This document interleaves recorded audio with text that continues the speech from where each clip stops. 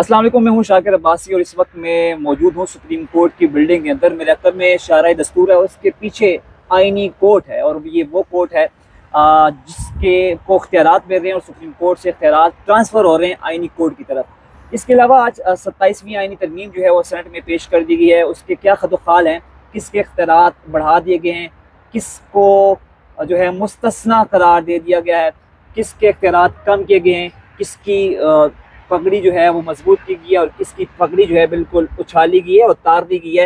ये तमाम तर चीज़ें हम डिस्कस करेंगे। दिल सरफराज हमारे साथ मौजूद है, सीनियर सहाफ़ी हैं, और इनसे जानेंगे कि ये 27वीं आइनी तरमीम जो है वो क्यों लाई गई है और इसके खदोखाल जो है किसको सिर्फ मजबूत करने के लिए और किसको कमज़ोर करने के लिए जो है वो लाए गए हैं। सलाम वदील साहब। सर वालेकुम सलाम। सर मुझे थोड़ा ब्रीफ करें, 27वीं आइनी तरमीम खदोखाल क्या हैं, क्यों ऐसा किया गया है, थोड़ा इस हवाले से हमारे जो है व्यूअर्स उनको आगाह करें। जी बिल्कुल शाकिर साहब, आपको मालूम है 3-4 बुनियादी नुकात हैं जो इस 27वीं आइनी तरमीम के उस मुजवजा जो ड्राफ्ट सामने आया हमारे उसमें है।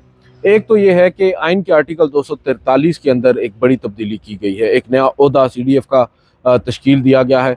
फील्ड मार्शल को बाकायदा तौर पर एक आइनी कवर दिया गया है, उनके ओहदे को ताहयात करार दे दिया गया है आइनी तौर पर, और फिर जो इस्तिस्ना है उनको वो भी दे दिया गया है जो सदर मुमलिकत को आइन के आर्टिकल 248 के तहत हासिल होता है।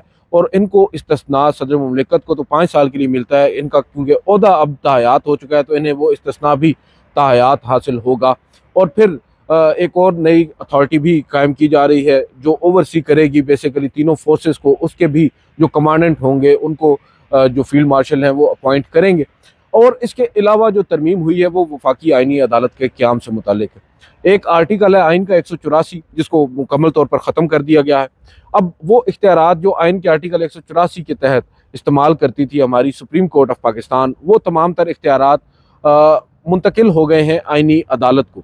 और आइनी अदालत बेसिकली जो तश्कील दी गई है इनिशियली, तो ये 7 अरकान पर मुश्तमिल होगी, 7 जजेस साहिबान पर मुश्तमिल होगी। बट आप इसको apex court of the country के तौर पर ले सकते हैं। जो किरदार पहले सुप्रीम कोर्ट ऑफ पाकिस्तान का था अब वो फेडरल कॉन्स्टिट्यूशनल कोर्ट का होगा।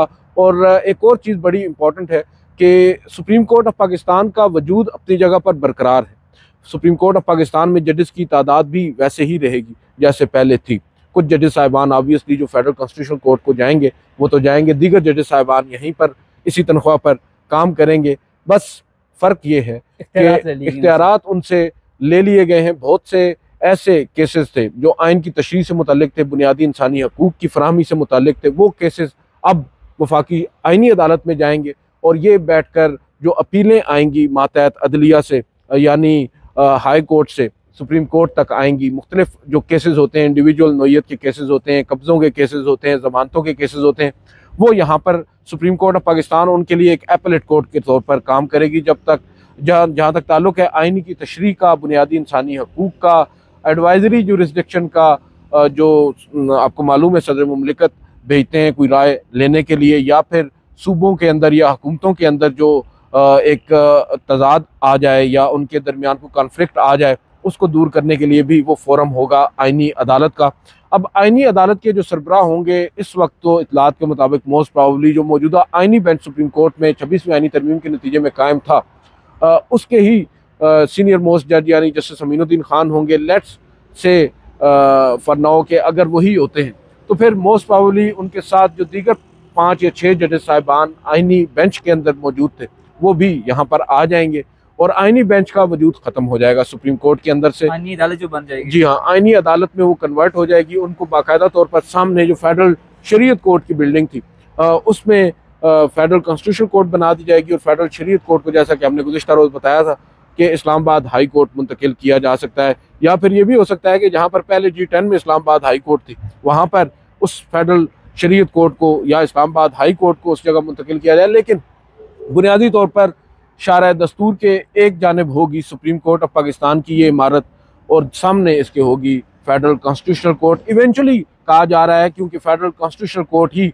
एपेक्स कोर्ट होगी तो कुछ अरसे के बाद शायद वो यहाँ पर भी आ जाए और इनको वहाँ भेज दिया जाए। अच्छा, दूसरा ये इसमें चेंजेस की गई है कि जजेस का जो ट्रांसफ़र है, अब बेसिकली अगर कोई जज आपकी हुकूमत की नहीं मानता या हुकूमत के खिलाफ फैसले देता है तो उसके ऊपर भी तलवार लटक गई है। आप इसके हवाले से आगाह करेंगे, उसका भी ट्रांसफ़र हो सकता है या उसको भी हुकूमत जो खुद लाइन लगा सकती है? देखिए, आपको मालूम है इस्लामाबाद हाई कोर्ट के 6 फाजिल जजेस साहिबान ने एक ख़त लिखा था उस वक्त की सुप्रीम जुडिशल कौंसिल को, जब चीफ जस्टिस थे जनाब काजी फायद ईसा साहब। उस वक्त उस ख़त में उन्होंने बड़े संगीन किस्म के इल्ज़ामात आयद किए थे हमारे खुफिया इदारों पर और अपने ही चीफ जस्टिस साहब पर भी, लेकिन हुआ कुछ नहीं, बल्कि उसके अपोजिट हुआ।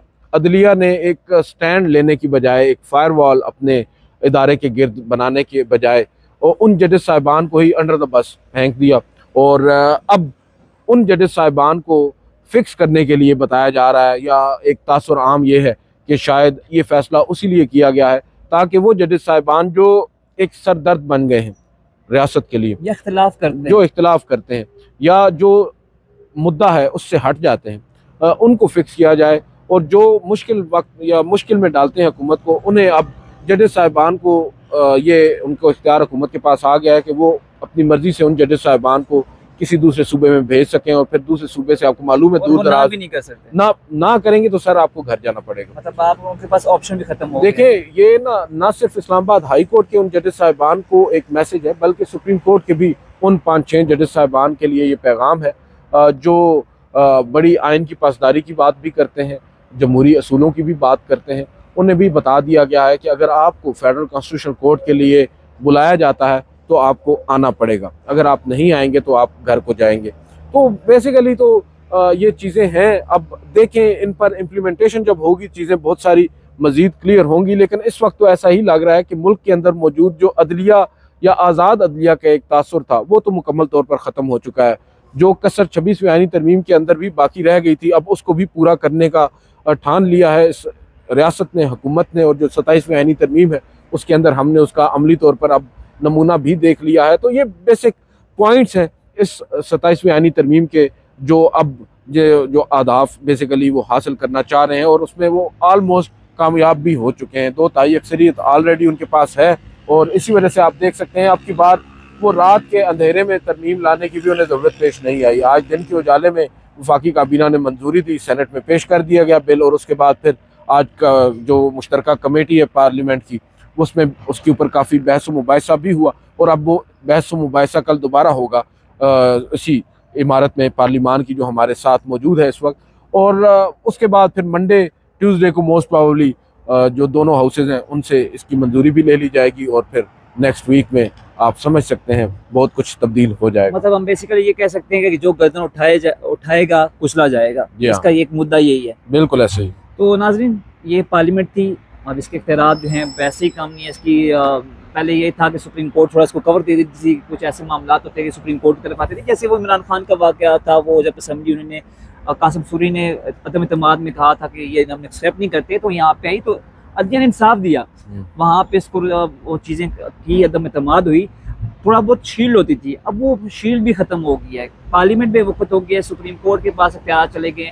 तो अब मुल्क में ये है कि जिसकी लाठी उसकी भैंस, यानी जिसके पास डंडा है वही आपको जो है वो हाँकेगा, जहाँ पे आप जाना चाहें आप मर्जी से नहीं जा सकते, बल्कि आपको हाँक के ले जाया जाएगा। इस वीडियो के बारे में अपना फीडबैक लाजमी दीजिएगा। मैं ख्याल रखिएगा। अल्लाह हाफिज़।